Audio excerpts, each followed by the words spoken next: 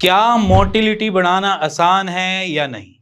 क्योंकि बहुत सारे पेशेंट्स के अंदर एक दुविधा रहती है कि क्या हमारे स्पर्म काउंट तो सही है बट मोटिलिटी बढ़ सकती है या नहीं। देखो, बेसिकली मोटिलिटी बढ़ाना थोड़ा सा टास्क होता है किसी की भी डॉक्टर के लिए, क्योंकि एक्चुअली क्लियर नहीं होता कि किस वजह से या किस रीजन की वजह से मोटिलिटी डाउन है। तो कुछ टाइम उनको एडजस्ट होने में लगता है, सोचने में लगता है, समझने में लगता है कि हमने ये मेडिसिन चला ली तो इसकी वजह से बढ़ रहा है, नहीं बढ़ा, तो दूसरी मेडिसिन चलाई तो उसकी वजह से बढ़ा या नहीं बढ़ा। या फिर हम ओवरऑल गट हेल्थ की भी बात करेंगे, या सारी मिला मिलू के आज आपकी मोटिलिटी के बारे में बात करेंगे। बट उससे पहले आप अब एक रिपोर्ट देखिए, क्या मोटिलिटी बढ़ सकती है या नहीं का आंसर आपके सामने है। सो ये बिफोर आफ्टर की रिपोर्ट है, आप दोनों में देख सकते हो डिफरेंस कितना है। मोटिलिटी पे देखना, मैं अंडरलाइन भी कर रहा हूं उस जगह को, आप अंडरलाइन देखना कि कितना से कितना हो गया है मोटिलिटी। देखो समझो, मोटिलिटी बेसिकली है क्या चीज, पहले उसके बारे में बात कर लेता हूं। क्योंकि जनरली क्या होता है कि मोटिलिटी को दुनिया अलग तरीके से समझती है। कभी उसके स्ट्रक्चर पे पहुंच जाती है, कभी उसकी स्पर्म काउंट या कंसंट्रेशन के ऊपर पहुंच जाती है, या फिर वो डेड स्पर्म काउंट पे भी पहुंच जाती है। तो सबसे पहले स्टार्ट करता हूं आपकी स्पर्म मोटिलिटी के बारे में। देखो, स्पर्म मोटिलिटी बेसिकली आपकी स्पर्म की मूवमेंट है।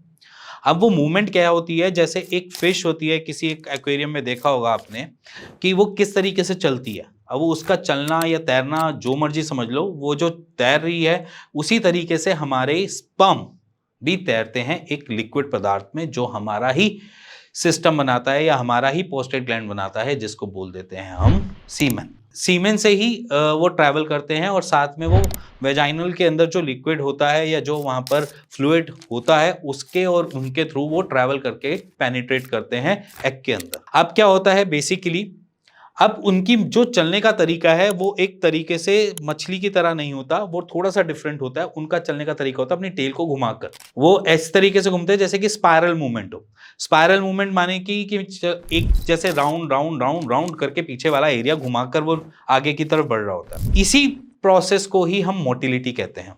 जितना वो स्पाइरल को घुमा पा रहा है, स्ट्रक्चरली फिट है और स्पाइरली घुमा पा रहा है, तो उसी मूवमेंट को हम बेसिकली मोटिलिटी कहते हैं। अब मोटिलिटी किस तरीके से खराब हो सकती है, पहले उसको जान लेते हैं। खराब होने के चांसेस बहुत से होते हैं। अगर मेरे पास स्पर्म काउंट कम है और उसमें डेड भी ज्यादा हैं, तो मेरी मोटिलिटी खराब होगी। मेरा मोर्फोलॉजी स्ट्रक्चर सही से नहीं बना है तो मेरी मोटिलिटी खराब होगी। अगर वहां पर स्पर्म काउंट की पूरे स्ट्रक्चर में उनको कुछ मूवमेंट नहीं मिल रही है तो हमारी मोटिलिटी खराब होगी। तो मोटिलिटी खराब होने के फैक्टर्स बहुत सारे होते हैं।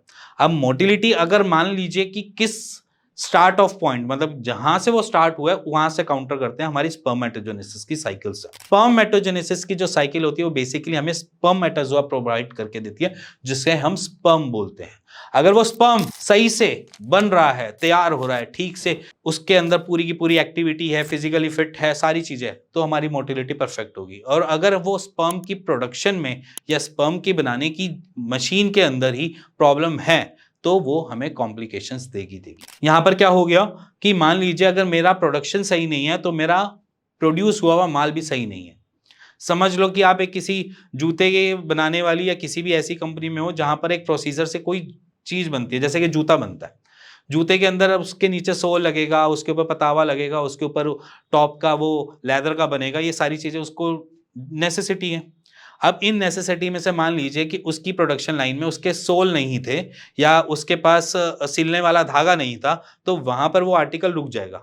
बट हमारे सिस्टम के साथ क्या होता है कि वो आर्टिकल को निकाल दिया जाता है, वो बन रहा है और वो निकल रहा है। तो यहाँ पर क्या होता है कि अगर प्रोडक्शन लाइन हमारी खराब हुई तो प्रोडक्शन लाइन के बाद जो आर्टिकल बनेगा वो हमको मिलेगा ही मिलेगा, चाहे वो खराब बने चाहे वो ठीक बने, क्योंकि वहां पर कोई रोकने का प्रोसेस नहीं है। इसी वजह से कभी कभार हमारे जो स्पर्म है उनका स्ट्रक्चर सही ना होने की वजह से या उसके अंदर कुछ गड़बड़ी होने की वजह से उसकी मोटिलिटी खराब हो जाती है। ये तो हो गया एक सिस्टम। अब इस स्पर्मेटोजेनेसिस के प्रोसेस को हम किस तरीके से ठीक कर सकते हैं।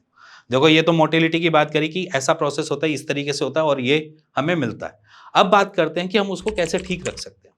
देखो, सिंपल सी बात समझना कि आपके अंदर हर चीज की नेसेसिटी है, और हमारे स्पर्म प्रोडक्शन के लिए बहुत तीन चीजें तो मैं कहता ही हूं कि वो बहुत नेसेसरी है।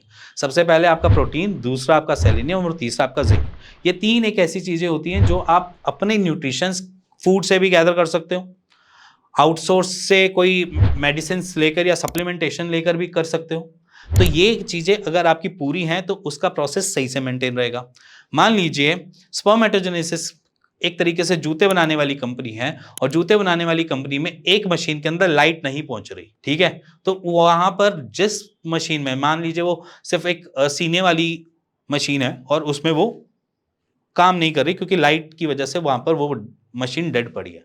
आप सेम चीज यहां पर समझ लेना कि आपके प्रोसेस में कोई एक ऐसा एलिमेंट जहां पर उसकी रिक्वायरमेंट है और वो उसको नहीं मिल पा रहा है, तो वो प्रोसेस आपका क्या करेगी, स्लो डाउन कर देगी या फिर उस प्रोसेस को ढंग से काम नहीं करने देगी, जिसकी वजह से हमें स्पर्म जो है वो हमें क्या मिलेगा, मोटिलिटी में कम मिलेगा। तो यहां पर हम क्या करेंगे, कुछ ऐसे एलिमेंट्स जैसे कि जिंक हो गया, आपका सेलेनियम हो गया, प्रोटीन हो गया, ऐसी फूड आइटम्स को हम अपनी डाइट में ऐड करेंगे जिसकी वजह से हमारी मोटिलिटी अच्छे से बढ़े।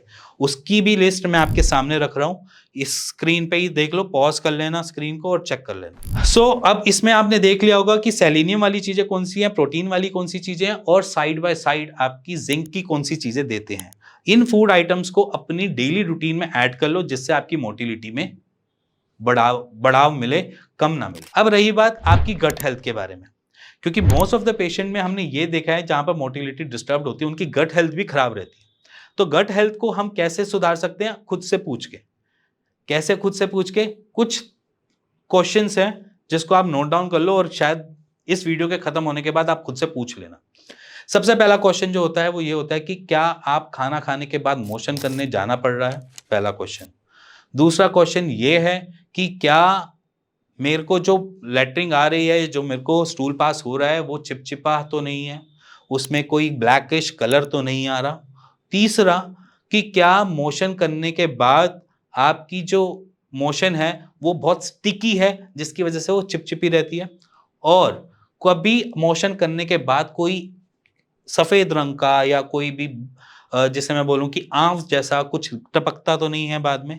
इन क्वेश्चंस को आप देख लेना, अगर कुछ भी ऐसी चीजें आपके साथ हो रही हैं तो समझ लेना आपकी मोटिलिटी को बिगाड़ने वाला भी आपका गट है, क्योंकि जो आप इनटेक कर रहे हो उसका वो एसिमिलेट नहीं कर पा रहा और आपको न्यूट्रिशन नहीं दे पा रहा, जिसकी वजह से आपकी मोटिलिटी खराब हो रही है। सिर्फ इतने क्वेश्चंस पे आंसर आप खुद से देख लेना, अगर नहीं मिले तो नीचे दिए हुए नंबर पे मेरी टीम से कंसल्ट कर लेना, उनसे पूछ लेना, उनसे बात कर लेना। इसी के साथ साथ आपकी प्रॉब्लम भी सॉल्व हो जाएगी। इसी के साथ मैं आपसे कुछ बातें इसी वीडियो में बोलूंगा कि अपने शरीर को ध्यान से रखोगे तो वो आपको सब कुछ अच्छे से देगा। अगर आप उसको ध्यान से नहीं रख पाओगे तो वो सारी चीजें गड़बड़ा देगा। इसीलिए कहता हूं कि गट हेल्थ भी इतनी ही नेसेसिटी है जितनी कि आपकी फर्टिलिटी।